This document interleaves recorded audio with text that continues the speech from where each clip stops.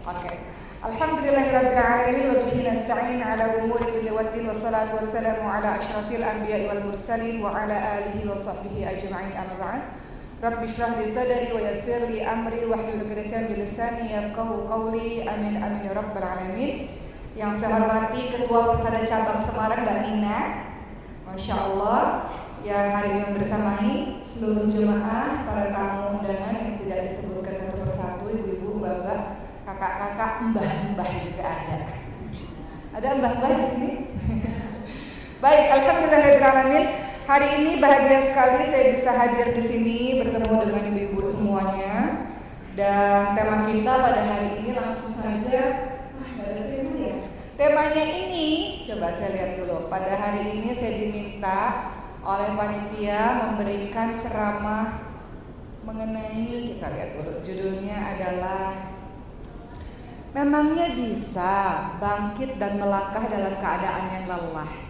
Ibu-ibu, mbak-mbak semua sedang dalam kondisi lelah nggak pada hari ini? Lelah persoalan kehidupan. Ada nggak yang lelah persoalan kehidupan? Saya mau cerita satu kisah dulu, boleh nggak teman-teman sekalian? Izinkan saya cerita satu kisah yang kemudian nanti kita ambil hikmahnya, karena kita ini sebentar lagi akan memasuki bulan Dzulhijjah atau memasuki bulan haji, dan orang-orang sudah mulai berangkat haji, betul ya teman-teman semua ya. Maka izinkan saya pada hari ini lagi ingin sekali bercerita tentang kisah Siti Hajar, seorang wanita tangguh, seorang wanita yang luar biasa yang mengajarkan kita tentang banyak hal. Seperti yang teman-teman ketahui, saya mulai hari ini dengan kisah Siti Hajar, yang kalau kita pergi umrah maupun haji, kita akan merasakan yang namanya sa'i. Sa'i itu berjalan dari Bukit Sofa ke Bukit Marwah, Marwah ke Bukit Sofa sebanyak 7 kali. Namun ada kisah yang luar biasa di balik peristiwa sa'i, yang mudah-mudahan kita belajar dari kisah tersebut. Dari kisah siapakah itu? Dari kisahnya Bunda Siti Hajar. Apa yang terjadi dari kisahnya Bunda Siti Hajar sehingga dalam peristiwa sa'i kita belajar tentang sabar, belajar tentang tawakal, belajar tentang husnudon, berprasangka baik kepada Allah SWT. Singkat cerita, Nabi Ibrahim alaihissalam adalah seorang nabi yang dijuluki Khalilullah, kekasihnya Allah. Seorang nabi yang luar biasa, diberikan ujian oleh Allah Subhanahu wa taala. Salah satu ujiannya adalah sudah usia senja, belum memiliki anak. Lalu kemudian singkat cerita beliau menikah dengan Siti Hajar, istri kedua. Istri pertamanya adalah Siti Sarah. Ketika menikah dengan Siti Hajar, maka Nabi Ibrahim alaihissalam mendapatkan seorang anak. Lalu Allah Subhanahu wa taala meminta agar Nabi Ibrahim alaihissalam meletakkan bayi Ismail alaihissalam dan istri keduanya Siti Hajar berada di tempat tandus tak berpenghuni yang bernama kota Mekkah pada saat ini. Bayangkan, seorang nabi yang menunggu puluhan tahun agar dapat seorang anak, ketika anak itu dapat, Allah minta agar berpisah. Maka Nabi Ibrahim alaihissalam pun akhirnya memisahkan dirinya dengan Siti Hajar dan juga Ismail alaihissalam. Diletakkanlah Siti Hajar dan Ismail alaihissalam di tempat tersebut. Saya akan berdiri, mohon bantuan panitia untuk, karena ini live, karena ini tolong supaya teman-teman live bisa mendengar suara saya. Saya akan berdiri di sini sehingga teman-teman bisa melihat saya cerita. Baik. Selanjutnya kita tentang Siti Hajar, ibu sekalian. Siti Hajar kemudian diletakkan di tempat tandus tak berpenghuni, tak ada air, tak ada tumbuh-tumbuhan, tak ada manusia kecuali dirinya dan seorang anak bayi. Kemudian ketika Nabi Ibrahim alaihissalam meletakkan Siti Hajar di tempat tersebut, apakah Siti Hajar berkata, kenapa begini sekali nasibku? Kenapa luar biasa sekali menjadikannya nasibku? Kenapa seorang diri? Apakah Siti Hajar bertanya kenapa? Atau Siti Hajar marah kepada Allah, kenapa saya harus berada di tempat seperti ini? Tidak ada siapa-siapa yang ada tolong saya, kenapa sedih banget hidup saya, baru punya anak, harus berpisah dengan suami. Apakah Siti Hajar berkata begitu? Jangan tidak. Siti Hajar hanya bertanya kepada Nabi Ibrahim alaihissalam, apakah ini perintah dari Allah Subhanahu wa taala?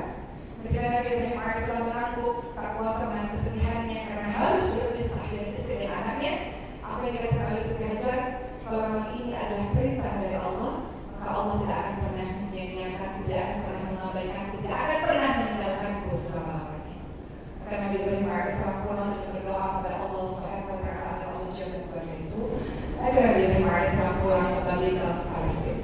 Tinggallah Siti Hajar berjuang dengan anak bayinya yang masih kecil tersebut, yang masih merah tersebut. Apa yang dilakukan Siti Hajar? Dan akan saya sampaikan maksud kenapa saya bercerita tentang sosok Siti Hajar yang menginspirasi hidup saya kepada semua. Apakah Siti Hajar menangis berlama-lama dengan rangka nasibnya? Kok saya begini ya hidupnya? Kok saya menjadi ibu tunggal ya? Kok sakit banget ya hidup kayak gini? Apakah lama-lama beliau menangis, mengeluh, komplain atau marah kepada Allah? Ternyata tidak. Beliau bersumpah kepada Allah Subhanahu wa taala bahwa ini bagian dari takdir yang beliau harus jalani. Beliau tetap menerima akan ketentuan takdir dari Allah Subhanahu wa taala. Tidak ada rasa sakit sama sekali. Beliau tahu semua yang menjadi ketentuan Allah adalah baik. Semua yang Allah takdirkan adalah baik untuknya. Beliau hanya minta kepada Allah punggung yang kuat untuk bisa menjalani ujian ini. Dan beliau berikhtiar, berjuang sampai titik darah penghabisan. Beliau berdoa maksimal, tidak putus asa, tidak jenuh, berdoa terus kepada Allah Subhanahu wa taala. Husnudzan, prasangka baik kepada Allah. Allah tidak pernah mengabaikan, tidak pernah meninggalkan hambanya. Maka apa yang dilakukan Siti Hajar kepada semua? Siti Hajar pun berjuang. Ketika bayi ini menangis, memerlukan minum, memerlukan air dan makan. Sementara air susunya sudah kering, kemudian sudah habis. Siti Hajar berjuang, bergerak, berlari, melakukan sesuatu. Tidak berhenti, tidak menangis, tidak putus asa. Apa yang Siti Hajar lakukan teman-teman sekalian? Berjuang, berlari, berjuang sendirian. Naik ke bukit Sofa. Di mana ada air? Di mana ada manusia? Siapa yang bisa menolong kami? Siapa yang bisa menolong anak ini? Dengan kaki telanjangnya di terik matahari yang sangat luar biasa, beliau turun lari dari bukit Sofa, lari menuju ke bukit Marwah, jauh tepatnya. Dengan bukit bebatuan yang tajam, dengan kaki telanjangnya. Kemudian beliau mencari lagi di mana air, di mana tumbuh-tumbuhan, di mana ada pertolongan, di mana ada manusia yang bisa menolong kami. Tak dapat juga lari lagi ke bukit Sofa. Begitu seterusnya sebanyak 7 kali. Beliau tidak berhenti, beliau bergerak, beliau lakukan sesuatu. Beliau bukan orang yang meratap, menangisi, mengeluh lama-lama, kenapa nasib saya begini, begitu, tidak. Sampai akhirnya Allah menghargai perjalanan dan perjuangan beliau. Allah berikan hadiah, buah kesabaran, buah ketangguhan, buah dari husnudzan kepada Allah, buah dari tawakal kepada Allah Subhanahu wa taala. Allah berikan air di dekat kakinya Ismail alaihissalam yang kemudian kita kenal dengan air Zam-Zam. Yang kemudian dari air Zam-Zam itu burung-burung kemudian berterbangan dan kemudian burung-burung mengambil minum dari tempat tersebut. Orang-orang dari Tuhan melihat, oh ada burung terbang ke sana, berarti sana ada air. Akhirnya lambat laun banyak orang datang ke kota Mekah, ramai sampai hari ini. Apa yang kita bisa pelajari dari kisah Siti Hajar teman-teman semua? Semua dari kita punya ujiannya masing-masing. Hari ini tema kita adalah lelah, lakukan sesuatu. Kalau kau capek, jangan berhenti, lakukan sesuatu, bergerak. Dia Siti Hajar, beliau perempuan sendirian teman-teman semua. Gak ada tempat pisah, tempat untuk memeluk suami atau siapapun, gak ada. Beliau sendirian, hanya bersama Allah Subhanahu wa taala. Tapi beliau mengajarkan kepada kita arti ketangguhan, kesabaran, gak pernah berhenti, gak pernah putus asa, terus semangat untuk anak kita. Dalam kehidupan kita, mungkin untuk anak kita, mungkin untuk keluarga kita, mungkin untuk kesehatan kita, mungkin untuk bisnis kita, mungkin untuk semua. Jangan berhenti. Siti Hajar mengajarkan kepada kita prasangka baik kepada Allah. Kalau memang ini bagian dari takdir Allah, Allah tak akan pernah mungkin meninggalkan saya. Kedua, Siti Hajar mengajarkan kepada kita tentang sabar. Sabar itu bukan berarti dia tak melakukan apa-apa. Sabar itu berarti selain kau menahan dari marah, dari menangis, dari meronta-ronta, dari berkerek-kerek, kau tahan. Karena supaya tidak melakukan hal-hal yang merugikan dirimu sendiri. Sabar. Sabar juga di dalamnya ada ikhtiar maksimal. Tugas kita ada ikhtiar maksimal untuk semua. Dan doa maksimal. Dan ajarnya Allah akan memberikan pertolongan kepada kita. Maka dalam kehidupan kita seperti itu teman-teman. Ketika Allah takdirkan saya memiliki anak dan maka saya teringat dengan kisah Siti Hajar. Kalau ibunya lemah, ibunya tak kuat, anaknya mau gimana? Kalau ibunya nggak semangat, anaknya mau gimana? Jadi ketika saya mendapatkan anak saya dengan gerangan mata, saya tahu saya menangis 7 hari, nggak berhenti. Tapi setelah 7 hari, aku saya maka saatnya bangkit. Udah nggak perlu lagi menangis lama-lama. Anak-anak perlu ibu yang kuat. Pun teman-teman semua yang lagi dengan problematikanya masing-masing harus punya diri yang kuat untuk menjalankan kehidupan. Kadang-kadang capek iya, kadang-kadang sampai kapan ya, kadang-kadang iya, tapi jangan pernah berhenti teman-teman semua. Ibarat kita lagi naik bukit, seperti mobil lagi naik bukit. Kita ngegas ya Allah, berhenti sebentar boleh, tapi jangan terlalu lama. Karena kalau nggak terlalu lama, mobil itu akan mundur kembali dari awal.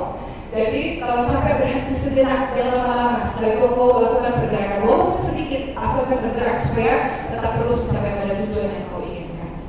Maka pada hari ini saya menyampaikan Siti Hajar sama seperti kita manusia biasa, kadang lelah, kadang menangis perempuan biasa, kadang merasa sendiri, kadang merasa sepi. Tapi Siti Hajar membuktikan dengan ketangguhannya, kesabarannya, tahu bahwa Allah tak pernah meninggalkannya, beliau berhasil mengantarkan Isra AS menjadi nabi yang luar biasa. Dan dari garis keturunan lahir Muhammad SAW. Itu kisah Siti Hajar yang ada pada peristiwa Sa'i.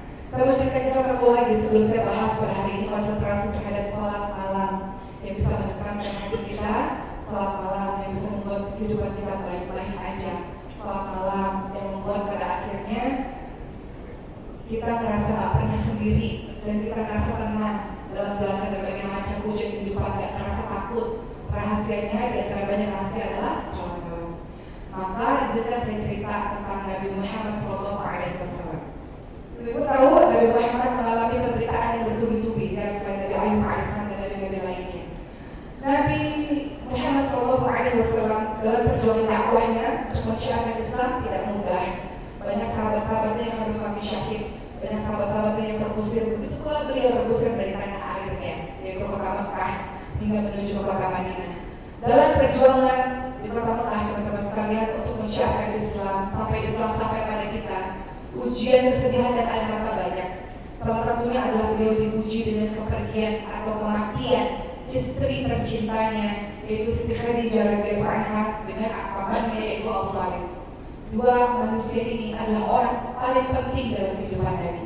Saat Nabi lelah berdakwah pulang ke rumah, ada Siti Khadijah yang memberikan ketenangan pada diri beliau, yang menjadi kuat air menuju mata, menuju hati, pasangan hidupnya, belahan jiwanya. Namun ketika Siti Khadijah tiada, seakan-akan separuh jiwanya hilang. Rasulullah SAW begitu terpukul atas kepergian Siti Khadijah sampai dalam sejarah Islam dikenali dengan nama tahun kesedihan. Begitu pula pada paman yang meninggal, yaitu Abu Thalib. Abu Thalib merawat Nabi Muhammad SAW sejak usia 8 tahun, sejak orang tua dan kakek Nabi Muhammad SAW meninggal dunia. Dirawat oleh Abu Thalib yang selalu berjuang untuk membela Rasulullah SAW juga meninggal dunia. Kepergian orang-orang yang kita cintai membuat kita kadang-kadang sulit untuk bangkit. Teman-teman pernah merasakan ayahnya, ibunya, suaminya, anaknya, siapapun meninggal dunia? Apa rasanya? Hampa kan? Rasanya ini mimpi gak ya? Kalau mimpi boleh gak bangun dari mimpi ini? Orang-orang yang pernah merasakan ditinggal pergi, ditinggal mati, atau orang-orang yang kita cintai, kadang-kadang gak kuat, kadang-kadang merasa bisa gak ya di dalam kehidupan ini, bisa gak ya tanpa orang-orang yang kita cintai ini? Rasulullah kadang-kadang sangat terpukul. Dalam sejarah Islam dikenali dengan nama tahun kesedihan. Rasulullah memutuskan semakin susah dakwah di kota Mekah. Rasulullah pergi ke Taif untuk berdakwah di Taif 10 hari. Sama, dakwah itu gak diterima. Orang-orang anak kecil remaja dewasa melempari Rasulullah SAW dengan bebatuan. Sampai Rasulullah berdarah. Rasulullah beristirahat di bawah sebuah pohon dan malaikat berkata, "Ya Rasulullah, angkat saja tanganmu, minta sama Allah dan malaikat menjaga gunung menghancurkan orang-orang Taif yang telah bertindak kurang ajar kepada ya Rasulullah." Namun Rasulullah SAW memilih untuk memaafkan teman-teman semua. Singkat cerita, Allah SWT menghibur hati yang sedih, hati yang terluka ini, hati yang pedih ini, hati yang lelah ini dengan Isra Mi'raj yang dalamnya ada perintah sholat. Sholat adalah obat dari lelahnya perjalanan di dunia ini. Sholat adalah obat dari hiruk pikuknya dunia. Sholat adalah obat dari capeknya kita dalam menjalani ujian yang bertubi-tubi. Maka hari ini izinkan saya berkonsentrasi sejenak membahas tentang sholat yang menjadi obat bagi kita teman-teman semua. Semua teman-teman sini adalah orang-orang yang mendirikan sholat. Namun ada sholat-sholat sunnah lainnya yang teman-teman bisa lakukan untuk membuat diri teman-teman baik-baik saja menjalani kehidupan yang tidak mudah ini. Coba kita tanya pada mbah-mbah kita, apa rahasianya kelihatan tenang di usia 80-90 tahun, sehat-sehat aja, kelihatan bahagia. Semua jawaban mereka dari semua pertanyaan yang saya tanyakan pada mereka, salah satu jawabannya adalah sholat malam. Bagi teman-teman yang sudah sholat malam, mudah-mudahan ini menjadi motivasi untuk terus istiqamah. Yang belum sholat malam hari ini bertekad untuk tidak lagi meninggalkan yang namanya sholat malam. Karena kehidupan di dunia terlalu berat. Kadang Allah uji dengan sakit, kadang Allah uji dengan pengkhianatan dari seseorang yang kita cintai. Kadang Allah uji dengan ekonomi. Kadang Allah uji dengan permusuhan, pertengkaran. Kadang Allah uji dengan sakitnya hati dari seseorang yang melukai hati kita, teman-teman semua. Maka saya akan membahas mengenai sholat malam yang menjadi obat bagi kita, selain Quran, selain zikir, selain yang lain-lain. Teman-teman yang dirahmati oleh Allah Subhanahu wa taala, dalam surah Ad-Dariyat ayat ke-15 sampai 19. Allah Subhanahu wa taala berfirman. Tapi ini boleh bawa kameranya ke sini. Sesungguhnya orang-orang yang bertakwa berada di dalam taman-taman surga dan di mata air sambil mengambil apa yang diberikan kepada mereka oleh Rabb mereka. Sesungguhnya mereka sebelum itu di dunia adalah orang-orang yang berbuat baik. Orang-orang yang di surga itu, mereka di dunia dahulunya adalah orang-orang yang berbuat baik. Mereka sedikit sekali tidur di waktu malam, dan di akhir malam mereka memohon ampun kepada Allah Subhanahu wa taala. Dan pada harta mereka ada hak untuk orang-orang miskin yang meminta, dan orang miskin yang tidak mendapat bagian sedekah. Jadi dalam surat Ad-Dariyat 15 sampai 19 disampaikan bahwa ciri orang-orang yang berada dalam surga ada 4 hal yang biasa dilakukan di dunia. Ad-Dariyat 15 sampai 19 yaitu apa? Yaitu sesungguhnya mereka di dunia adalah orang-orang yang senantiasa berbuat baik. Kedua, mereka sedikit sekali tidur di waktu malam. Waktu malam, waktu yang sangat krusial, waktu yang sangat penting, waktu yang sangat luar biasa untuk seorang hamba, tidak mau dia tinggalkan waktu itu. Waktu mustajabnya doa, waktu di mana Allah turun ke langit dunia di sepertiga malam terakhir. Rasul katakan yang minta Allah akan berikan, yang doa Allah akan kabulkan, yang minta ampun Allah akan ampuni.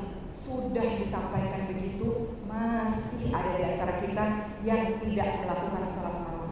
Seakan-akan kau tidak perlu kepada Allah Subhanahu wa taala. Kenapa enggak bangun? Enggak perlu sama Allah. Kenapa enggak bangun? Ngerasa enggak perlu doa-doa itu dikabulkan oleh Allah. Kenapa enggak bangun? Ngerasa enggak punya dosa sehingga enggak mau minta ampun sama Allah Subhanahu wa taala.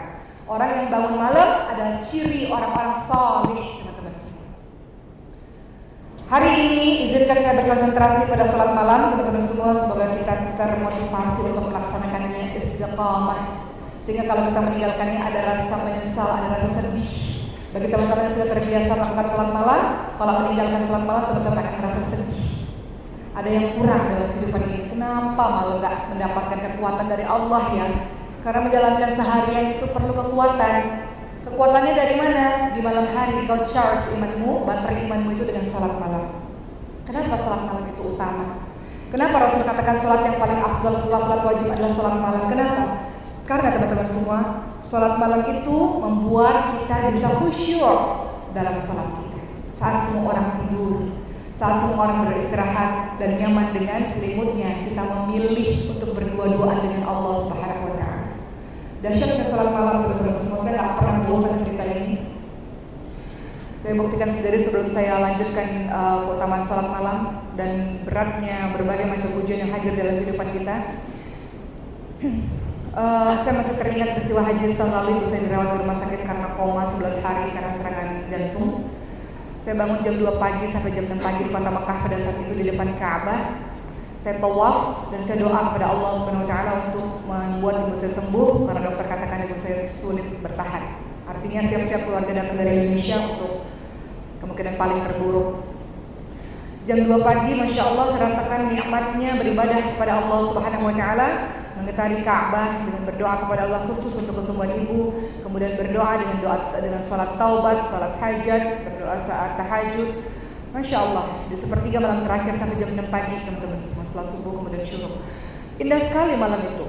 Malam-malam yang kemudian membuat saya merasa saya baik-baik aja dengan keadaan itu. Sampai akhirnya alhamdulillah Allah sembuhkan ibu saya dan semua orang mengatakan seperti mukjizat, sebuah keajaiban. Dokter katakan gak mungkin sembuh, bisa jadi sembuh. Alhamdulillah.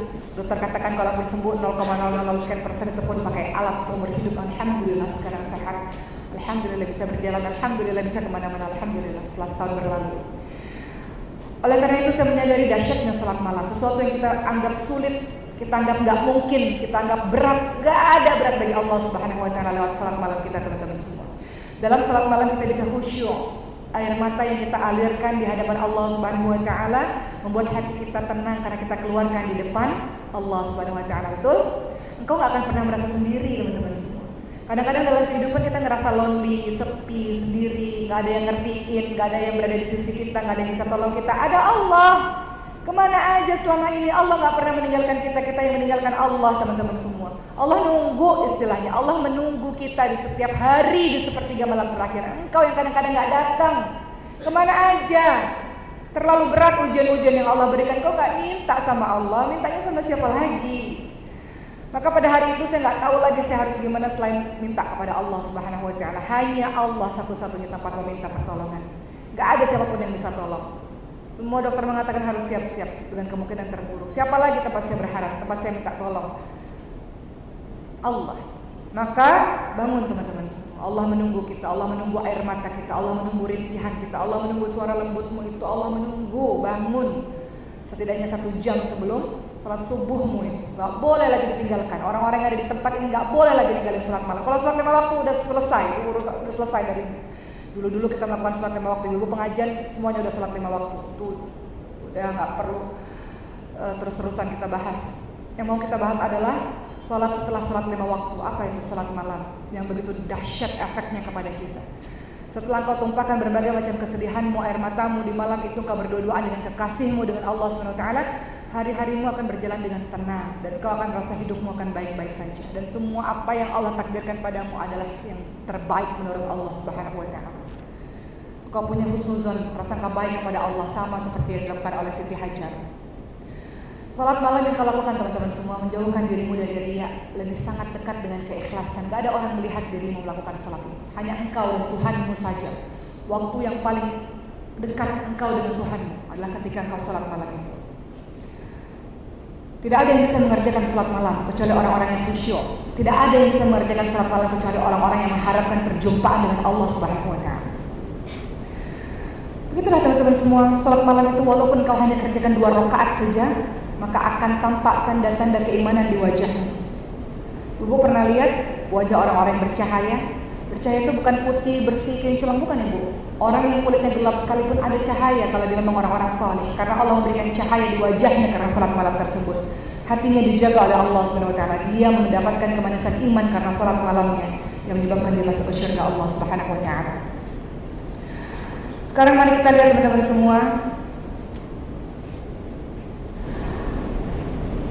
Ketika teman-teman tidur di malam hari, seperti yang teman-teman tahu, syaitan membuat 3 ikatan kan di belakang leher kita, di tengkuk kita. Ketika kita bangun, kata syaitan, tidurlah, malam masih panjang. Namun ketika kau berwudu, lepas ikatan yang kedua. Ketika kau mulai sholat, lepas ikatan yang ketiga. Dan akhirnya kau bisa melaksanakan malam itu berdua-duaan dengan Allah Subhanahu wa taala. Hari-harimu, kata Rasulullah SAW dalam hadis riwayat Bukhari Muslim, hari-harimu akan bersemangat dan bergembira. Hidupmu akan baik-baik saja, akan baik-baik saja. Banyak sekali ibu sekalian kisah-kisah sedih ya dalam kehidupan kita. 2 minggu lalu saya menghadiri satu takziah, di mana saya menghadiri pemakaman, meninggalnya mendadak. Istrinya punya 4 anak masih kecil-kecil, dan ketika saya datang saya tambah shock dan kaget lagi bahwa istri ini telah hamil 5 bulan, suaminya meninggal mendadak. Sedih saya rasanya melihat keadaan seperti itu. Kematian bisa datang kapan saja. Suami kita bisa meninggal kapan saja, anak-anak kita, siapapun bisa diambil oleh Allah kapan saja. Kita cuma dititipin, gak berhak untuk marah-marah juga, karena kita cuma dititipin. Maka apa yang bisa membuat seseorang kuat? Salat malam. Gak ada lagi yang bisa membuat kita kuat teman-teman sekalian selain salat malam. Teman-teman yang dirahmati oleh Allah SWT, sama juga seperti yang difirmankan oleh Allah Subhanahu wa taala. Allah berfirman dalam surah Al-Furqan 63-74, ciri-ciri orang-orang salih. Ciri-ciri ibadur rahman. Salah satunya Al-Furqan 64 dikatakan walladzina yabituna li rabbihim sujjadan wa qiyama, dan orang-orang yang melalui malam hari dengan bersujud dan berdiri untuk Rabb mereka. Teman-teman semua, di antara hari-hari yang penuh dengan kesibukan, hiruk pikuk, penuh dengan berbagai macam urusan, luangkan waktu malam itu dengan tenang, dengan hatimu yang khusyuk, penuh kepada Allah SWT. Sujudmu kau letakkan kepalamu serendah-rendahnya di hadapan Allah Subhanahu wa taala, dan kau katakan subhana rabbiyal a'la. Engkau yang maha tinggi ya Allah. Engkau yang maha tinggi ya Allah, maha suci Engkau ya Allah, segala puji bagimu ya Allah, maha suci Engkau ya Allah. Kita puji-puji Allah, Engkau lah yang maha tinggi. Kita katakan ya Allah, aku ini bukan apa-apa ya Allah, bukan siapa-siapa ya Allah, gak ada apa-apanya ya Rabb. Engkau lah yang maha tinggi, Engkau lah yang maha besar. Engkau berhak melakukan apapun atas kehidupanku ya Allah. Aku terima semua aku ridha dengan ketetapanmu ya Allah. Ridha akan semua takdir yang Kau berikan padaku ya Allah. Hanya saja ya Allah, bersamailah langkahku supaya kuat dalam menjalani berbagai macam urusan kehidupan ini. Dan Kau akan kuat teman-teman semua. Kau bayangkan ketika Kau sujud, Allah berada di hadapanmu. Kau meminta kepada yang maha kuat, Kau bersandar kepada yang maha kuat, maka engkau akan baik-baik saja. Insya Allah engkau akan baik-baik saja. Teman-teman yang dirahmati oleh Allah SWT, seorang ulama mengatakan qiyamul lail atau salat malam adalah sunnah yang sangat dianjurkan. Jangan sampai kau tinggalkan. Sungguh beruntung dan sungguh luar biasanya bagi orang-orang yang dimudahkan dan ditolong untuk melakukannya, karena Rasulullah SAW betul-betul menganjurkan. Jadi silakan teman-teman semua untuk mulai pada malam hari ini kita bertekad bahwa kita memerlukan Allah dalam kehidupan kita. Jangan tinggalkan lagi salat malam, karena salat malam itu kebiasaan orang-orang salih. Apa yang membedakanmu dengan orang lain, membedakan orang salih dengan orang biasa? Orang salih tidak pernah meninggalkan salat malamnya. Teman-teman yang dirahmati Allah Subhanahu wa taala, dan hadirin muttafaqun alaihi, Nabi Muhammad SAW pada saat itu mendatangi Sayyidina Ali dan Sayyidatina Fatimah radhiyallahu anha, dan kemudian Rasul katakan kepada kedua anak beliau ini, apakah kalian berdua tidak menjalankan sholat malam? Maksudnya bertanya, udah sholat malam atau belum? Jadi saking luar biasanya sholat malam ini, sampai-sampai kita dianjurkan untuk membangunkan orang-orang tercinta kita untuk melaksanakan sholat malam juga. Begitulah teman-teman semua tentang sholat malam. Saya tidak lagi berpanjang-panjang tentang sholat malam ini. Saya ingin membahas teman-teman semua, karena kita mau masuk ibadah haji. Saya akan berpindah sedikit tentang haji. Haji, teman-teman semua, yang saya berharap insya Allah semua dari kita bisa melengkapi rukun Islam kita sebelum ajal menjemput kita. Haji adalah jihad fi sabilillah. Tadi saya katakan kalau kita mau kuat, sholat malam luar biasa. Dan jangan lupa, sholat itu juga bagian dari rukun Islam. Dan jangan lupa lengkapi rukun Islammu dengan haji. Betapa banyak orang yang sampai hari ini belum daftar haji. Engkau daftar haji hari ini Bu, misalnya mungkin 20 tahun lagi baru berangkat. Menunjukkan keseriusanmu, kesungguhanmu untuk bisa melengkapi rukun Islammu adalah dengan daftar haji. Dengan siapapun terserah, dengan Persatuan Indonesia, dengan siapapun terserah. Yang ingin saya sampaikan pada ibu sekalian adalah, kita mau jadi orang Islam seutuhnya, maka paling tidak kau punya duit untuk sekarang berangkat haji. Haji itu bagi yang mampu saja, tapi setidaknya ketika kau daftar, menunjukkan kesungguhanmu bahwa engkau ingin melengkapi rukun Islam untuk terus. Saya bahas sedikit haji, kemudian saya akan kembalikan lagi kepada kehidupan kita, bahwa kita butuh Allah dalam kehidupan kita dengan sholat kita, dengan haji kita insya Allah, dan dengan rukun Islam yang lainnya.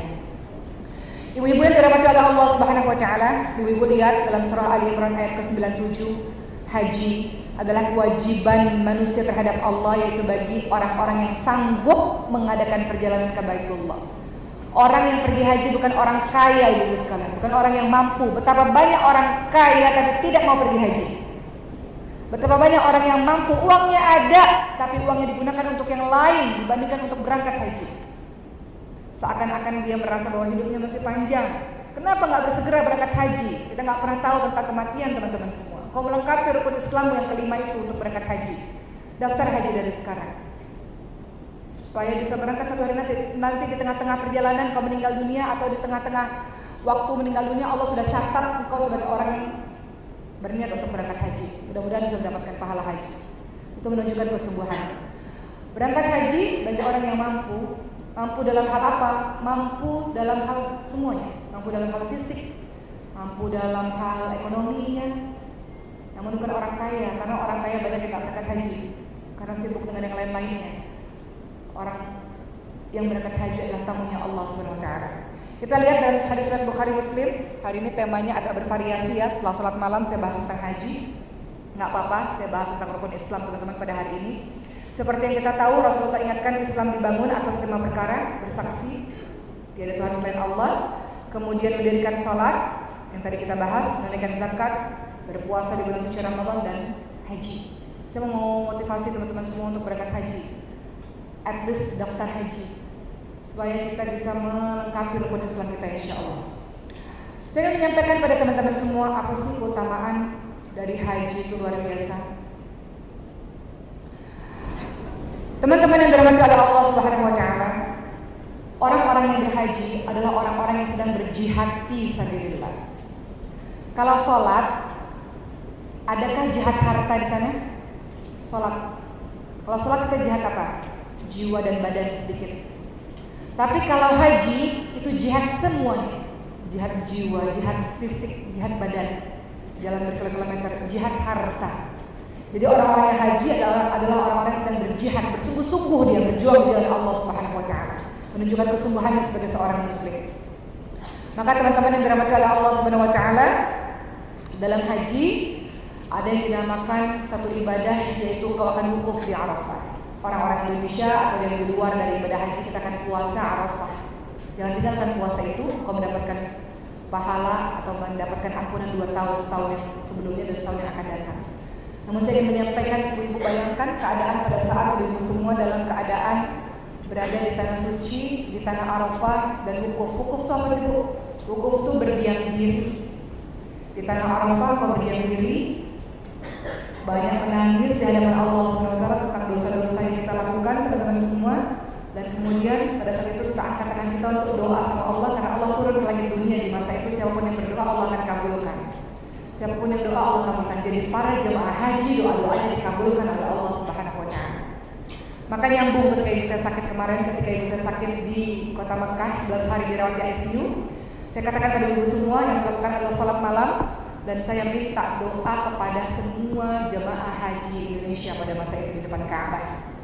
Saya katakan pada jemaah haji, Bu, Pak, mohon doanya, ibu saya di ICU di depan masjid ini, tolong doakan. Tolong doakan Bu, Pak, itu doa-doa jemaah haji, doa-doa yang mustajab, Masya Allah.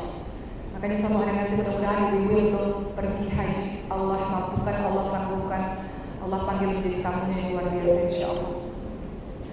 Apa yang disebutkan dalam hadis Ibnu Umar, teman-teman semua, dalam hadis riwayat Tabrani disebutkan, adapun keluarmu dari rumah untuk berhaji ke Ka'bah, maka setiap langkah hewan tungganganmu akan Allah catat sebagai satu kebaikan dan menghapus satu kesalahan. Sedangkan wukuf di Arafah, berdiam diri di sebuah tanah, di sebuah tempat bernama Arafah, maka pada saat itu Allah turun ke langit dunia, lalu Allah bangga-banggakan orang-orang yang berwukuf di hadapan para malaikat-malaikat, dan Allah berfirman, mereka adalah hamba-hambaku yang datang dalam keadaan kusut dan berdebu dari segala penjuru dunia. Mereka mengharapkan kasih sayangku, merasa takut dengan siksaku. Mereka adalah orang-orang yang takut padaku, padahal mereka belum pernah melihatku. Bagaimana andai mereka pernah melihatku? Andai orang-orang ini memiliki dosa sebanyak butir pasir di sebuah gundukan pasir, atau sebanyak hari di dunia, atau semisal tetes air hujan, maka seluruh dosanya akan Allah bersihkan. Lemparan jumrah para jemaah haji merupakan simpanan pahala. Setiap kau menggundul rambutmu tahallul adalah semua rambut yang jatuh adalah bernilai satu kebaikan demi kebaikan. Ketika kau tawaf mengelilingi Ka'bah, maka engkau terbebas dari dosa-dosa sebagaimana engkau terlahir dari rahim ibumu. Indah ya orang-orang haji ya teman-teman semua. Boleh nggak kita bilang labbaik Allahumma labbaik? Ini mau masuk musim haji nih. Setidaknya kita belum berangkat haji, tapi mudah-mudahan spirit kita membuat kita cepat Allah kabulkan untuk bisa berangkat haji. Boleh teman-teman semua? Bareng-bareng ya. Saya lagi pengen ngebahas haji nih. Tadinya nggak ngebahas haji, tapi karena saya insya Allah berangkat haji ibu sekalian, dan saya ingin semua teman-teman juga bisa berangkat haji juga insya Allah. Yang sudah pernah mudah-mudahan bisa kembali lagi ke tanah suci juga. Kita bilang dulu Bu, labbaik Allahumma labbaik, boleh? Terus ngebayangin deh kita di depan tanah suci, di depan Ka'bah. Kemudian kita tawaf, kita sa'i, kita berwukuf di Arafah. Boleh nggak?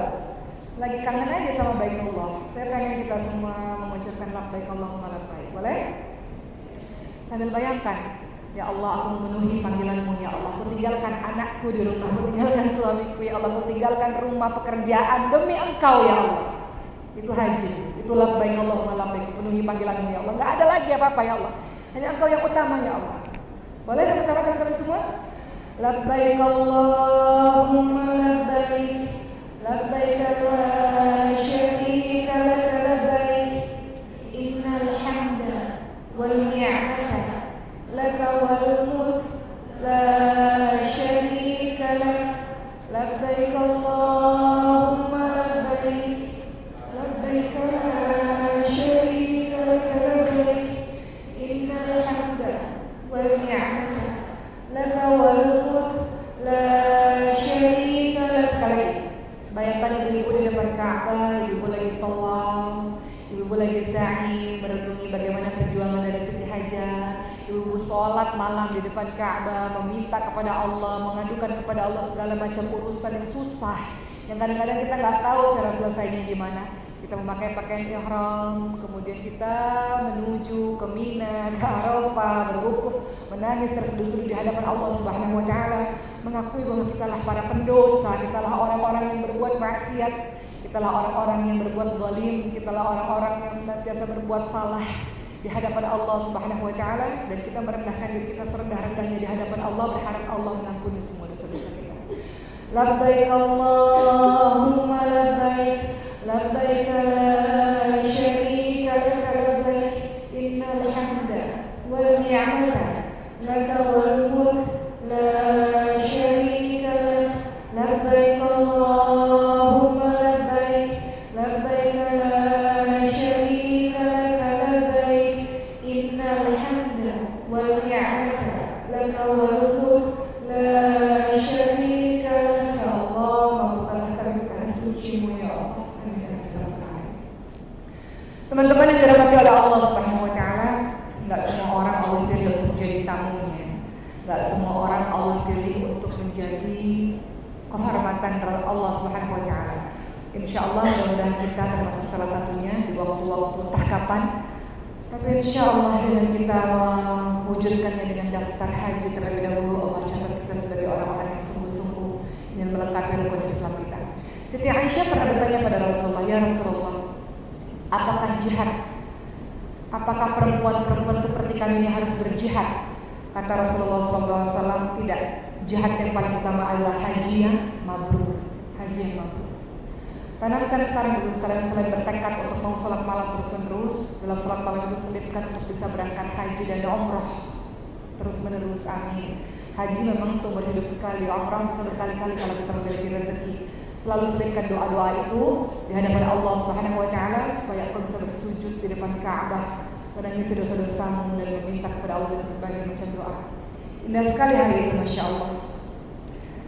Indah sekali hari di mana kita bisa bermesraan dengan Allah Subhanahu wa taala di tempat terbaik di Ka'bah, di Baitullah. Teman-teman yang dirahmati oleh Allah Subhanahu wa taala, tadi kita sudah bahas mengenai kalau kita mau tenang dalam kehidupan kita sholat. Tadi kita bahas juga kalau kita mau tenang dalam kehidupan kita adalah insya Allah Allah berikan rezeki bisa berangkat haji.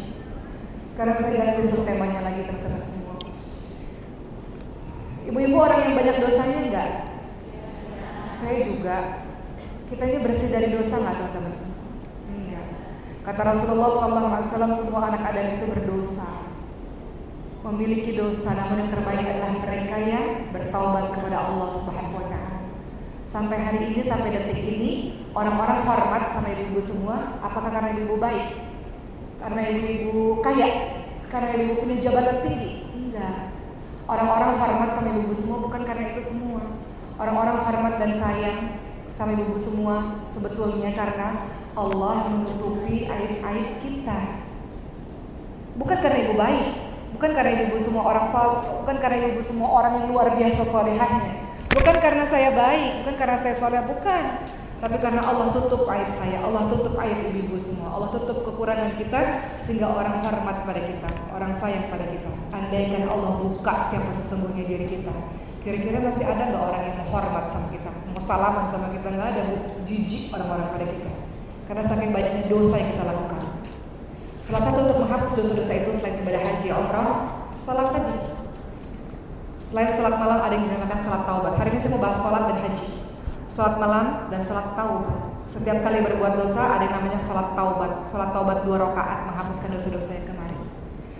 Dosa-dosa yang kita buat teman-teman sekalian menghalangi doa-doa kita dikabulkan oleh Allah Subhanahu wa taala. Teman-teman kan berdoa terus. Lalu teman-teman berkata, ya Allah, kenapa kau tidak kabulkan doaku ya Allah? Teman-teman tahu kenapa Allah tidak kabulkan doa teman-teman semua? Karena masih ada dosa-dosa yang mengganjal dan menutup sehingga doa itu tidak tertembus kepada Allah Subhanahu wa Ta'ala. Suatu kisah di zamannya Nabi Musa alaihissalam. Nabi Musa alaihissalam mengumpulkan 70.000 kaumnya untuk berdiri di tanah lapang karena sudah lama kemarau, tidak ada air hujan. Hewan ternak sudah mati, tanaman-tanaman mati, mungkin manusia ini akan mati kalau hujan tidak turun. Maka Nabi Musa alaihissalam minta kepada para sahabat-sahabatnya, kepada kaumnya, ayo kita berada di lapangan dan angkat tangan minta sama Allah agar Allah turunkan hujan. Kata Allah berbicara pada Nabi Musa, Nabi Musa bisa bicara pada Allah. Kata Allah, gak bisa ya Musa. Di antara 70.000 orang ini ada satu orang yang berbuat maksiat selama dia hidup dan belum bertobat kepadaku. Ahli maksiat sampai hari ini.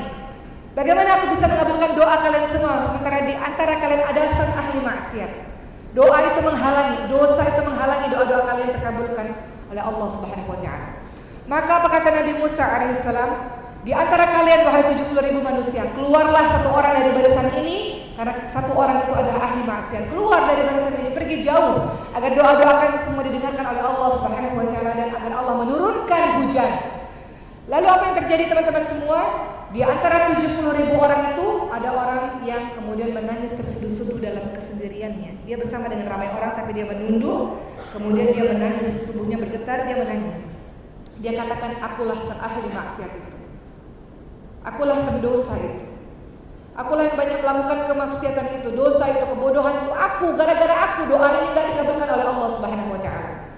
Maka apa yang dia katakan teman-teman semua? Ya Allah, Astaghfirullahaladzim, ya Allah, Astaghfirullahaladzim, ya Allah, Astaghfirullahaladzim, Astaghfirullahaladzim, ampun ya Allah, ampun ya Allah. Dia ingat semua burukan dan dosa yang dia lakukan.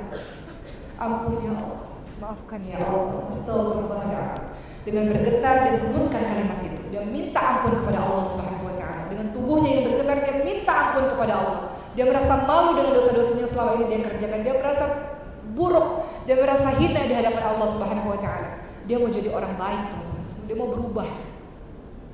Apa yang terjadi? Tiba-tiba hujan deras turun. Turun dengan begitu deras.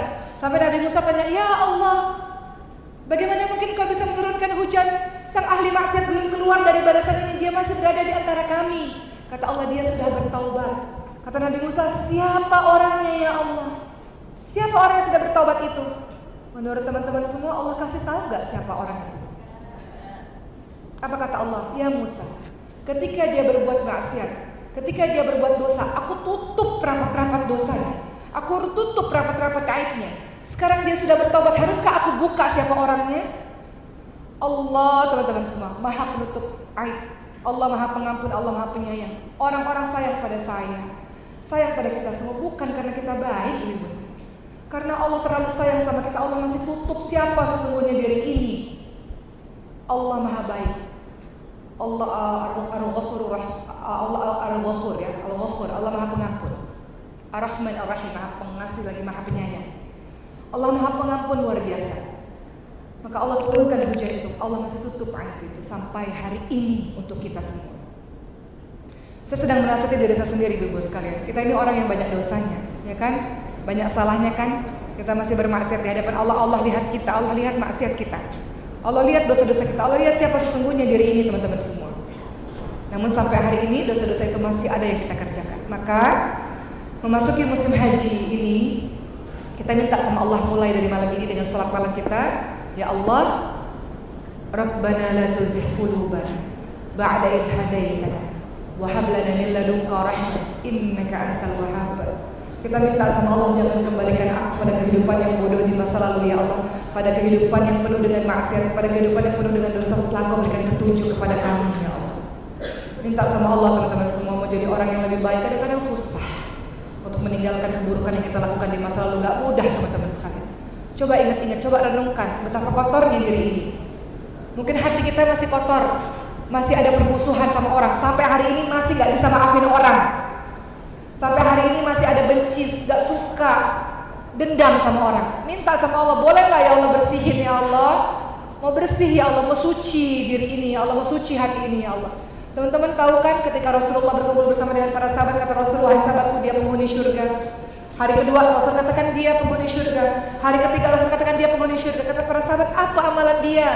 Kenapa Rasulullah sebutkan dia penghuni surga? Ternyata amalannya adalah dia mengatakan setiap malam sebelum tidur, ya Allah, aku maafkan siapapun yang pernah menyakitiku, ya Allah.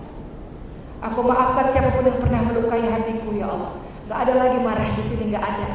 Aku maafkan, ya Allah, berikan hidayah kepada mereka dan berikan hidayah kepadaku, ya Allah. Gak ada marah lagi, ya Allah. Gak ada dendam lagi, gak ada sakit hati. Gak ada, ya Allah, udah bersih di sini, bersih. Minta sama Allah teman-teman semua untuk gak punya sakit di sini lagi. Kadang-kadang masih ada sakit di sini. Orang itu amalannya biasa, sholat 5 waktu biasa aja teman-teman semua. Tapi dia katakan, ya Allah, aku maafkan siapapun yang pernah menyakitiku, aku maafkan. Engkau memaafkan bukan untuk dia, engkau memaafkan untuk dirimu sendiri teman-teman semua, untuk hidup yang lebih tenang, ya kan?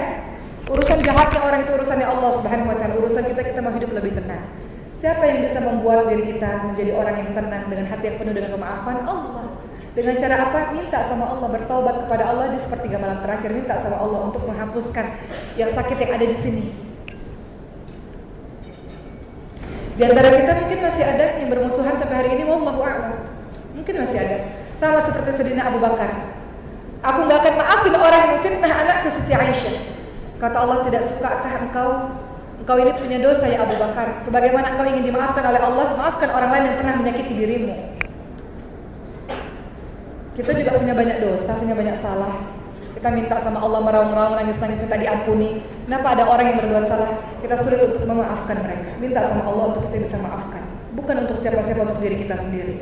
Kita mau hidup lebih baik, mau hidup lebih tenang, mau fokus dalam menjalankan kebaikan-kebaikan. Kalau di sini masih sakit, susah teman-teman. Saya nggak tahu di antara kita mungkin punya luka masing-masing, wallahu a'lam.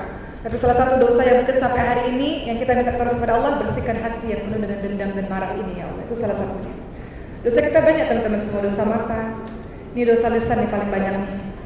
Kadang-kadang lisan ini kita marah-marah sama semuanya, marah sama Allah. Kenapa ya Allah? Kenapa begini banget hidupku ya Allah? Kadang-kadang kita marah sama siapa, sama orang tua. Orang tua udah sepuh, udah sakit. Kadang-kadang menyebalkan, kadang-kadang mengesalkan, kadang-kadang buat kita nggak sabar. Marah-marah sama orang tua. Marah-marah sama suami. Nggak sabar kita. Marah kita. Tersakiti kita. Orang yang paling kita cintai kok ternyata yang paling nyakitin kita sih. Kemudian kita marah padanya. Marah sama siapa? Marah pada anak-anak. Nggak ada anak nakal ibu-ibu sekalian. Yang ada anak yang nggak tahu aja, yang perlu dikasih tahu dengan penuh kesabaran. Kadang-kadang kita nggak sabar, kadang-kadang kita capek, kita marahnya terlalu berlebihan, marah sama anak-anak. Semua dosa-dosa lisannya itu ada di sini. Minta sama Allah untuk menghapuskan dosa-dosa lisan ya Allah. Dosanya banyak di sini ya Rabb. Minta sama Allah di sepertiga malam terakhir, pada saat kau haji, pada saat kau wukuf Arafah. Begitu teman-teman sekalian. Dosa kita terlalu banyak, tapi Allah Subhanahu wa taala memanggil dengan kalimat dalam surah Az-Zumar ayat 53. Qul ya ibadiyalladzina asrafu ala anfusihim la taqnatu min rahmatillah. Innallaha yaghfiru dzunuba jami'a innahu huwal ghafurur rahim. Allah tidak memanggilmu dengan kalimat wahai engkau penzina. Allah tidak pernah memanggilmu wahai engkau anak yang durhaka, wahai engkau pencuri, wahai engkau tukang ghibah, wahai engkau orang tua yang tidak becus mengurusi anak-anak, wahai engkau istri durhaka atau apapun itu. Allah panggil kita dengan kalimat wahai orang-orang yang telah melampaui batas. Jangan pernah kau berputus asa dari kasih sayang Allah. Allah mengampuni semua dosa-dosa yang kau lakukan. Allah Maha Pengampun, Allah Maha Penyayang. Kita udah tahu teman-teman semua. Apa yang Allah larang kita udah tahu. Tapi kadang-kadang kita masih ngelakuin juga. Susah berhenti dari berbuat dosa, susah maafin orang lain mungkin. Susah. Tapi kata Allah jangan putus asa. Kadang-kadang kita ngerasa nggak layak gitu. Angkat tangan aja, saya ini makhluk yang kotor, banyak dosa, kayaknya nggak layak untuk berdoa. Kayaknya nggak layak bersama dengan orang-orang soleh. Bisikan syaitan, yuwaswisu fi sudurinas minal jinnati wan nas. Setan bilang kau nggak layak pergi haji, kau nggak layak pergi umroh, dosamu masih banyak. Mau sok-sokan ikut-ikut kajian, mau sok-sokan belajar Quran, mau sok-sokan bangun salat malam, dosamu banyak, kau ahli maksiat. Itu kata syaitan. Tapi kata Allah, jangan pernah berputus asa dari kasih sayang Allah. Allah mengampuni semua dosamu itu. Dosa kita yang menjijikkan itu teman-teman semua, yang kita lakukan mungkin sampai hari ini teman-teman semua, Allah katakan Allah mengampuni semua dosa-dosa. Allah Maha Pengampun lagi, Allah Maha Penyayang. Kehidupanmu akan baik-baik saja teman-teman semua, karena kita punya Allah Ar-Rahman Ar-Rahim, Allah yang Maha Pengasih, Allah Maha Penyayang, mencurahkan seluruh cintanya kepada kita. Allah nggak pernah ninggalin kita kan? Kita yang ninggalin Allah kan teman-teman semua? Kita yang ninggalin Allah. Allah nggak pernah ninggalin kita sama sekali. Allah sayang sama kita. Allah tutup aib-aib kita sampai hari ini karena Allah masih ingin mendengarkan rintihanmu. Kapan balik ke Allah? Udah lama nggak sholat malam. Kapan Quran terakhir dibaca? Udah lama nggak baca surat cinta dari Allah Subhanahu Wa Taala. Kapan nangis terseduh-seduh sama Allah? Udah lama doanya nggak khusyuk kepada Allah Subhanahu Wa Taala. Kemana saja selama ini? Terlalu sibuk dengan urusan dunia, urusan bisnis, urusan kerjaan, urusan ini itu. Mana waktu buat Allah? Mana waktu untuk khusyuk betul-betul bersama dengan Allah Subhanahu Wa Taala? Allah rindu sama kita teman-teman semua. Teman-teman tahu kalau kita bergantung dengan amalan-amalan saleh kita nggak cukup untuk kita mendapatkan derajat yang tinggi. Maka Allah kasih ujian-ujian supaya kita bisa sabar, dengan sabar kita bisa dapat pahala dari ujian-ujian itu. Jadi pada hari ini insya Allah teman-teman semua, apapun yang terjadi dalam kehidupan kita, kita adalah hamba Allah yang tugasnya menjalani aja. Dan semuanya akan baik-baik aja. Nggak ada masalah dengan itu, semuanya akan baik-baik aja, semuanya akan selesai pada waktunya. Allah terus membersamai dengan kita. Allah katakan wala tahinu wala tahzanu wa antum la'aluna in kuntum mu'minin. Jangan lemah, jangan sedih, sesungguhnya engkau orang yang ditinggikan derajatnya kalau engkau orang beriman. Allah Subhanahu wa taala ingatkan, kalau terjadi apa-apa kepada dirimu, minta pertolongan kepada Allah dengan sabar dan sholat. Tadi Rasulullah ketika di tahun kesedihannya, istrinya meninggal, pamannya meninggal, Rasulullah dapat hadiah Isra Mi'raj, yaitu perintah sholat. Mi'raj di dalamnya itu ada perintah sholat. Semua perintah itu melalui perantara malaikat Jibril, tapi tidak dengan sholat langsung dari Allah kepada Nabi Muhammad SAW. Seakan-akan Allah ingin memberitahu pada kita semua, kau tuh nggak kenapa-napa, hidupmu akan baik-baik aja dan semua akan selesai insya Allah. Allah nggak pernah ninggalin dirimu, Allah nggak pernah membuatmu sendiri kesepian, nggak pernah. Jawabannya apa? Sholat. Ambil sejadah, nangis lama-lama di sujudmu itu, kau akan baik-baik saja. Ibu bayangin, ketika kita sujud, ibu bayangin ya, ada yang membelai kepala kita gitu. Kita akan baik-baik aja, tenang aja, gak kenapa-napa. Dari semua ceramah saya nggak pernah ninggalin surat Ad-Duha ini dulu sekalian. Surat ini surat kekuatan buat saya sebenarnya. Membuat saya sadar bahwa kenapa sih nangis lama-lama? Nangis boleh, tapi jangan lama-lama. Hidup terus berjalan dan kau akan baik-baik aja. Semua masalah akan selesai pada waktunya. Tenang aja. Engkau bersama dengan Allah. Engkau punya Allah yang maha besar yang akan menolong kehidupan. Kau nggak sendirian. Sejuta manusia, semiliaran manusia nggak bantu kau pun kau punya Allah Subhanahu Wa Taala, teman-teman sekalian. Kita lihat dulu surat Duha. Lalu setelah itu saya mau akhiri perjumpaan kali ini dengan yang membuat kau tenang selain sholat malam. Kalau ada rezeki umrah ataupun haji misalnya, dan sekian banyak amalan ibadah lainnya. Berikutnya adalah Quran. Saya akan bahas sedikit tentang Quran karena kita akan masuk mengenai Quran. Ibu hari ini akan sedekah untuk Quran. Saya akan bahas sedikit tentang Quran. Tapi mau saya sampaikan kepada teman-teman semua tentang surah Ad-Duha. Ini surah favorit saya. Setiap saya ceramah saya selalu cerita tentang ini. Dalam surat Ad-Duha ayat 3, Allah Subhanahu wa taala katakan, "A'udzubillahi minasyaitonir rajim, ma wadda'aka rabbuka wa ma qala." Bahwa Allah Subhanahu wa taala tidak meninggalkan engkau dan Allah tidak pula membencimu. Jadi jangan pernah merasa sendiri. Jangan pernah merasa kesepian. Kalau hatimu penuh dengan Allah, engkau akan baik-baik saja. Allah nggak pernah meninggalkan diri. Allah nggak pernah ninggalin kita. Allah tahu setiap tetes air matamu. Allah tahu setiap perjuanganmu. Allah tahu setiap keringatmu. Allah tahu semua kelemahanmu. Allah tahu, Allah lihat. Allah nggak pernah meninggalkanmu dan Allah nggak membencimu. Akan semua apapun yang terjadi kepada dirimu, bukan Allah membencimu, tapi karena Allah cinta dan sayang padamu. Tadi saya katakan kalau lewat ibadah-ibadah kita saja nggak cukup. Ibadah kita nggak ada apa-apanya. Sholat kita belum tentu diterima oleh Allah. Kadang-kadang nggak khusyuk, artinya pun kadang-kadang nggak tahu. Puasa kita memang yakin 100% diterima sama Allah. Quran kita baca juga mungkin belum benar. Secara ibadah mungkin belum cukup membawa kita ke derajat yang paling tinggi atau derajat yang tinggi. Tapi lewat ujian-ujian itu membuat diri kita diangkat derajatnya oleh Allah Subhanahu Wa Taala. Allah ingatkan, Allah nggak pernah meninggalkanmu dan Allah nggak membencimu. Dengan semua tadi kita sayang, Allah nggak membenci kita. Allah sayang pada kita. Allah tutup kesalahan kita sampai hari ini. Karena Allah masih ingin kita perbaiki diri kita dengan bertobat kepada Allah Subhanahu Wa Taala.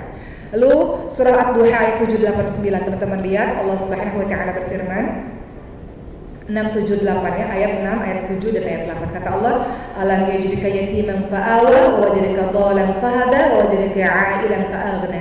Kata Allah Subhanahu wa taala, bukankah dia mendapatimu sebagai orang yang yatim lalu dia melindungimu? Engkau kadang-kadang merasa sendiri, tapi Allah melindungimu. Engkau enggak sendiri, engkau enggak pernah sendiri. Jangan ngerasa lonely, jangan ngerasa kesepian, jangan ngerasa enggak punya siapa-siapa. Engkau punya Allah dalam kehidupanmu. Jangan katakan engkau kesepian, engkau sendiri. Enggak. Allah mendapatimu sebagai orang yang sendiri. Kemudian Allah melindungi dirimu. Lalu kata Allah Subhanahu wa taala, dan dia mendapatimu sebagai orang yang bingung kalau Allah memberikan petunjuk kepada dirimu. Kadang-kadang kita enggak tahu kita mesti gimana dalam menjalani kehidupan ini. Kadang-kadang enggak tahu, kita katakan pada Allah, ya Allah berikan petunjuk, ya Allah gimana saya harus menyelesaikan ini semua, ya Allah saya enggak tahu apa yang harus saya lakukan, ya Allah tolong ya Allah. Allah mendapatimu sebagai orang yang bingung. Kata Allah, Allah memberikan petunjuk pada dirimu. Kenapa takut? Kenapa enggak kuat? Kenapa enggak tangguh berdiri? Allah memberikan petunjuk pada dirimu, itu janji Allah kepada dirimu. Kemudian Allah katakan lagi, dan Allah mendapatimu sebagai orang yang kekurangan, lalu Allah memberikan kecukupan kepada dirimu. Allah memberikan kecukupan kepada dirimu. Engkau akan baik-baik aja, tenang aja selama engkau bergantung pada Allah Subhanahu wa taala. Selama engkau bergantung pada Yang Maha Besar. Engkau kalau menyerahkan dirimu, bersandar pada dirimu sendiri, enggak akan kuat. Karena dalam kehidupan ini Allah pasti akan menguji kita dengan satu kejadian yang dahsyat, pasti. Kalau sampai hari ini kita belum mengalami, satu hari nanti kita akan alami. Karena itu janji Allah. Dalam surah Al-Baqarah 155 Allah janji, "Wala nabluwannakum bisyai'in minal khaufi wal ju'i wa naqsin minal amwali wal anfusi wath thamarati wabasyyiris sabirin." Allah menguji kita dengan berbagai macam ujian, pasti kau akan dapat giliran itu, pasti. Kadang-kadang Allah uji kau dengan ketakutan, pasti akan terjadi pada dirimu, kau akan takut satu hari nanti tentang apapun. Kemudian Allah akan mengujimu dengan kekurangan, pasti itu akan terjadi pada dirimu. Kekurangan apapun itu, entah kekurangan harta, kekurangan jiwa, orang-orang yang kita cintai meninggal dunia, kekurangan buah-buahan, nggak punya buah hati atau lagi berkebun nggak panen, pasti ada kekurangan itu. Allah menguji dirimu juga dengan kehilangan, kehilangan, kelaparan tadi ya, kekurangan, kehilangan itu semuanya Allah akan ketakutan, Allah akan berikan ujian itu pada dirimu, pasti. Tapi tenang aja, karena di surat yang lain, ayat yang lain Allah katakan, engkau orang yang bingung, Allah kasih petunjuk. Engkau orang yang kekurangan, Allah berikan kecukupan. Indahnya menjadi seorang muslim, engkau akan baik-baik aja, tenang aja teman-teman sekalian. Terakhir, setelah salat malam, setelah haji dan umrah kalau engkau mampu, berikutnya adalah dari semua amal saleh yang ingin saya sampaikan pada hari ini, yang saya ingin tekankan adalah Quran. Quran itu adalah obat bagi hatimu, obat bagi badanmu yang sakit, obat dari berbagai macam jenis sihir yang orang-orang kirimkan kepada dirimu, dia obat. Teman-teman lihat orang-orang di Gaza, dibius, diamputasi, dijahit, dioperasi tanpa bius, maksud saya, ya kan? Apa yang mereka lakukan? Baca Quran enggak? Dengan hafalannya, ya, pernah lihat video-videonya? Tangannya diamputasi, tangannya dijahit, dokternya aja nangis. Gak pernah kami lakukan ini tanpa bius, tapi bius gak ada. Sementara operasi harus dijalankan. Orang melahirkan sesar tanpa operasi, tanpa bius, gimana rasanya? Dokternya aja nangis. Pernah gak lihat videonya? Dokternya aja nangis. Apa yang menjadi kekuatan mereka? Quran. Qurannya di mana? Di hafalannya, di ingatannya. Quran menolongmu pada saat engkau dalam situasi yang genting. Bayangkan kalau engkau tidak punya hafalan Quran sama sekali di kepalamu, teman-teman semua, apa yang terjadi? Teman-teman kita di Gaza baru keluar dari, teman-teman harus lihat videonya. Mau diputar nggak videonya? Bisa nggak panitia putarkan videonya? Cuma 1 menit videonya. Saya mau teman-teman saksikan apa yang saya lihat, supaya teman-teman termotivasi untuk terus belajar dan menghafalkan Quran, teman-teman semua. Saya kirim ke Ustaz Yunus tolong putar videonya. Saya mau teman-teman, saya mau bahas Quran pada hari ini. Saya mau teman-teman termotivasi untuk mulai hari ini, ya, kita akan mengajak diri kita untuk tidak hanya salat malam tapi juga bersama dengan Quran. Uma kirim ke Ustaz ini kalau kirimkan ke panitia, tayangkan di layar supaya teman-teman tahu apa yang saya maksud. Betapa Quran itu dahsyat, teman-teman. Hari ini kan tema kita mau dapat jiwa yang tenang. Jiwa yang tenang itu adalah dengan sholat, dengan berada di Baitullah satu hari nanti, dan juga dengan Quran yang kita bacakan. Quran itu obat, teman-teman semua. Engkau tidak bisa hidup tanpa Quran, nggak bisa.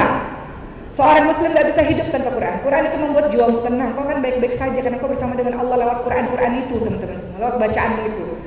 Teman-teman tahu satu hari Quran itu akan hilang dari lembaran-lembarannya. Akan hilang.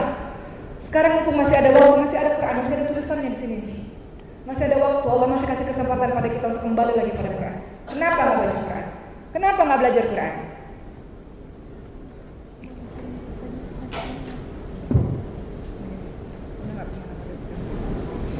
Maka saya nasihat diri saya sendiri, ibu sekalian, kalau engkau ingin hidupmu baik-baik aja, tenang-tenang aja, hidupmu terasa ringan akan semua ujian-ujian dahsyat yang menimpa dirimu, nggak ada cara lain selain dengan Quran.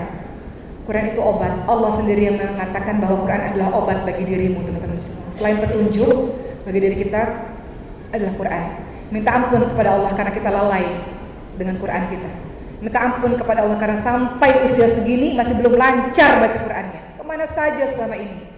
Puluhan tahun hidup di negara mayoritas Islam, masjid di mana-mana banyak, guru Quran di mana-mana banyak. Kenapa nggak belajar Quran? Quran itu sahabat kita di hari akhir, teman-teman semua. Dia datang di kubur nanti, dia datang nanti di hari akhir, dia minta sama Allah, membela kita, mati-matian. Ya Allah, ridhoi dia ya Allah, gara-gara aku ya Allah, dia nggak tidur di malam hari ya Allah, tolong dia ya Allah. Siapa yang datang membela kita? Bukan teman-teman kita yang selama ini kita elu-elukan. Yang tolong kita adalah Quran.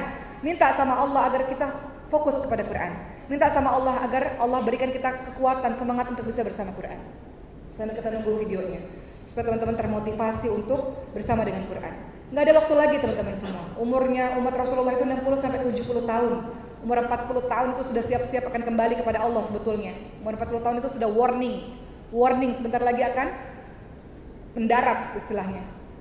Sampai umur segini belum juga sembuh-sembuh dengan Quran. Mau umur berapa lagi teman-teman semua? Quran itu tiap hari, cari guru. Kata Allah, waratil Qur'ana tartila, baca Quran dengan tartil. Quran itu yang menenangkan dirimu, yang menolong kehidupanmu. Minta ampun sama Allah kita yang selama ini lalai dengan Quran. Minta ampun sama Allah yang selama ini bisa tenang-tenang aja ninggalin Quran. Minta ampun sama Allah. Kenapa kita nggak sungguh-sungguh bersama dengan Quran kita? Sudah bisa ditanyakan videonya? Saya ingin menyampaikan pada teman-teman semua, Allah Subhanahu wa taala mengingatkan pada diri kita, Quran adalah obat. Kita ini sakit teman-teman semua. Sakit di hati kita, sakit di fisik kita, sakit di kadang-kadang ada orang yang dengki mengirimkan sesuatu pada kita. Kita perlu Quran dalam kehidupan kita. Dalam surah Al-Isra ayat 82 Allah Subhanahu wa taala berfirman, "A'udzubillahi minasyaitonirrajim wa nunazzilu minal Qur'ani ma huwa syifaa'un wa rahmah lil mu'minin wa la yazidul zalimina illa khasar." Dan kami turunkan Al-Qur'an untuk menjadi obat dan rahmat bagi orang-orang yang beriman. Al-Quran datang sebagai obat untuk menyembuhkan kita. Ketika ibu saya sakit 11 hari di ICU, ibu semua, gak ada yang didengar di kuping beliau adalah selain Quran. Saya taruh murattal. Kalau saya pergi dari ruang ICU, karena gak bisa lama-lama di ICU, saya putar murattal. Ketika saya berada di sisi ibu saya dalam keadaan terbaring, bengkak tubuhnya, diikat di kasur, koma. Ketika saya bacakan Quran, maka air matanya mengalir. Pada saat beliau koma, air matanya mengalir. Kemudian ibu saya bercerita, pada akhirnya beliau sadar, beliau cerita, ibu berada dalam sebuah tempat yang lapang, ibu tertidur dan ibu terbangun, namun tempat itu gelap tapi sangat luas. Tiba-tiba ada orang yang tinggi, besar, tak terlihat wajahnya membawa Al-Quran. Al-Quran menerangi tempat tersebut sehingga tempat itu terang benderang. Ibu merasa aman dan akhirnya tidur kembali. Di mana itu? Wallahu a'lam. Saya nggak tahu apa yang dialami ibu saya selama koma itu. Tapi beliau cerita betapa dahsyat Quran membantu ibu dalam kehidupan ibu, kata beliau. Ibu saya bisa semangat hidup, kata dokter, ibu kamu punya semangat hidup yang tinggi karena Quran. Kita bisa lihat videonya. Belajar dari teman-teman kita di Gaza, Palestina, yang sampai hari ini masih terus dalam keadaan sulit di Rafah sana, teman-teman semua. Belajar dari mereka. Mereka bisa sabar, bisa tenang, bisa bersyukur menjalani kehidupan. Karena apa? Quran. Di setiap rumah orang-orang Palestina, khususnya orang-orang Gaza, tidak ada satu rumah melainkan ada satu minimal penghafal Quran di dalam rumah itu. Mari kita lihat video ini dan kita akan lanjutkan dengan video. Setelah video ini, saya akan lanjutkan dengan video Quran. Sebelum video ini diputar, Ibu sekalian, saya sudahi ceramah saya akan tayangkan video-video tentang Quran. Bagaimana orang-orang ini adalah orang-orang yang senantiasa bersama dengan Quran. Dilanjutkan dengan sebuah video, di mana video tersebut adalah video anak-anak kita dari seluruh penjuru Indonesia yang saat ini belajar gratis di Masjid Al-Hufad, gak punya orang tua, gak punya keluarga, gak punya tempat kembali pulang. Dan saya katakan tenang aja, kamu gak kenapa-napa, karena orang tua kamu adalah kita semuanya. Saya katakan begitu. Maka ibu-ibu sekalian, kita saksikan video teman-teman kita di Gaza, Palestina sambil berdoa Allahumma arhamna bil Quran. Kita akan baik-baik aja selama kita bersama Quran. Dan kita lihat video anak-anak kita yang di wisuda sambil kita berdoa juga semoga kita bisa menjadi bagian dari ahlul Quran tersebut.